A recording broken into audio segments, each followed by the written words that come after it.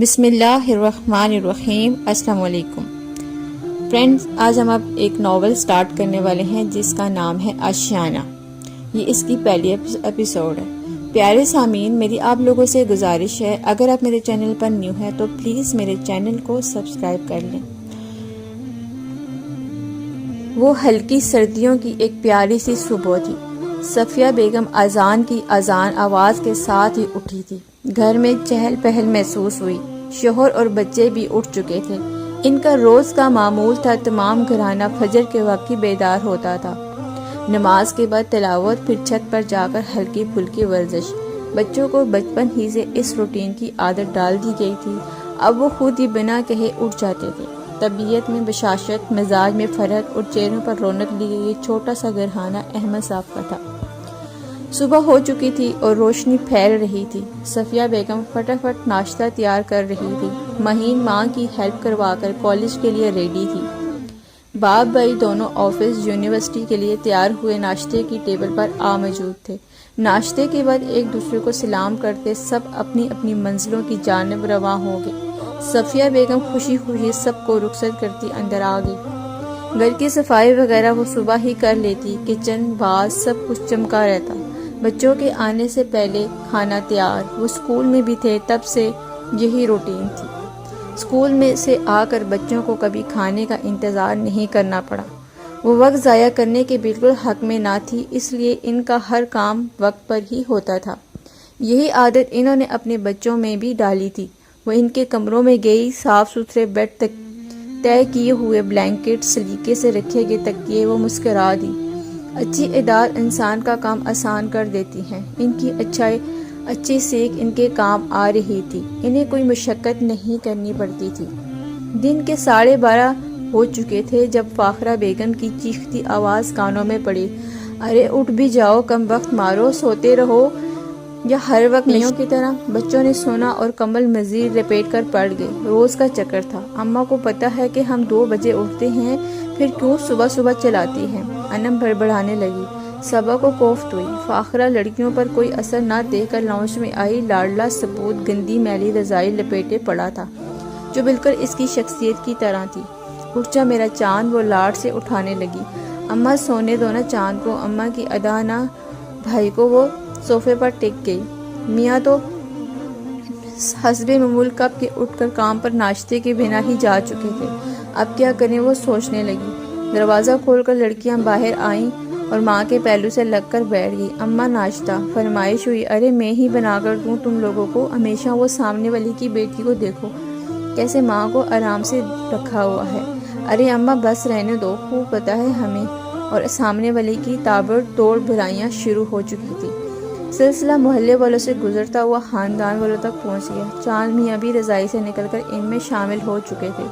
یہ ان سب کا فیورٹ آغاز تھا۔ روز کا ہی معمول تھا، جب تک گیتے نہ کر لیں ناشتہ بھوک نہ لگتی، پھر لگتی تو فاخرہ کو سب چھوڑ چھاڑ کر کچن میں بھاگنا پڑتا۔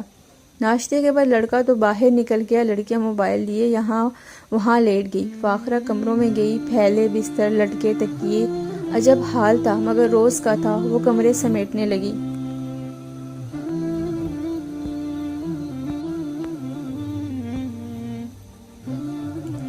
دوپہر ڈھلنے لگی تو تیز بھوک کا احساس ہوا۔ لڑکیاں چلانے لگی۔ فاخرہ سبزی ترکاری کاٹنے بیٹھی۔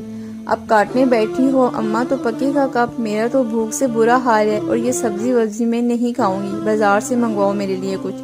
بڑی کے ہمیشہ کے نخرے تھے۔ چھوٹی نہ جانے کہاں تھی، شکر ہے لڑکا گھر نہ تھا ورنہ آسمان سر پر اٹھا لیتا۔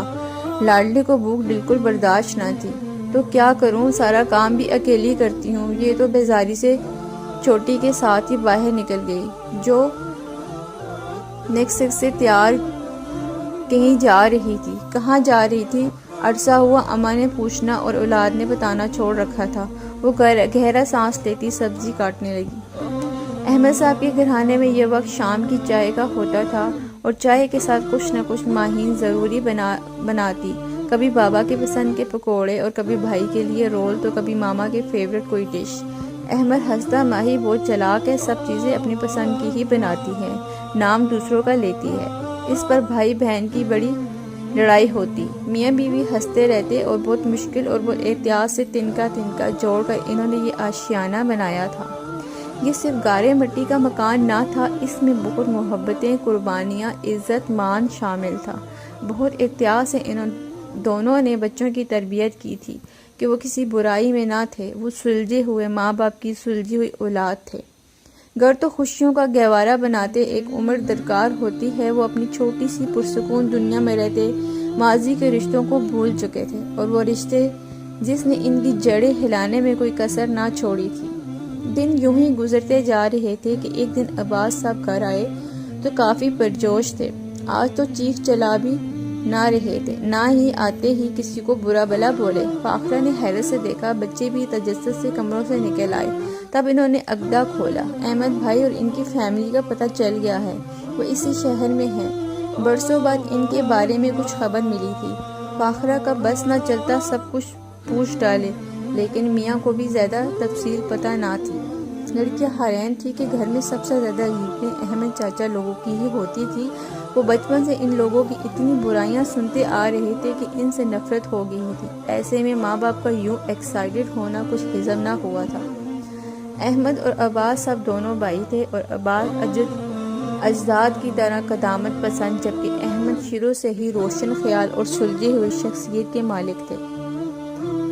وہ گھر کے ماحول میں مصفر تھے، برادری سے باہر شادی کا رواج نہ تھا، اور ان کی شادی بھی برادری میں ہی ہوئی۔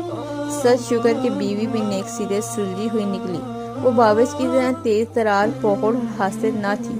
جوائنٹ فیملی سسٹم تھا، اور روایتی گھرانہ وہ جتنی کوشش کر لیتی ایڈجسٹ کرنے کی، ناکام بنا دی جاتی، اور اس میں سب سے بڑا ہاتھ فاخرہ کا تھا، جو تھی تو صفیہ کی خالہ زاد بہن، مگر بہنوں والی کوئی بات نہ تھی اس میں۔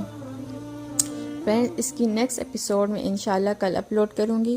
آپ ہمارے ساتھ رہیے گا، اور آپ کو یہ ناول سن کے کیسا لگ رہا ہے مجھے کامنٹ کر کے ضرور بتائیے گا، اور اگر اچھا لگا ہے تو ویڈیو کو لائک ضرور کیجیے گا، اور میرے چینل کو سبسکرائب کرنا نہ بھولیے گا۔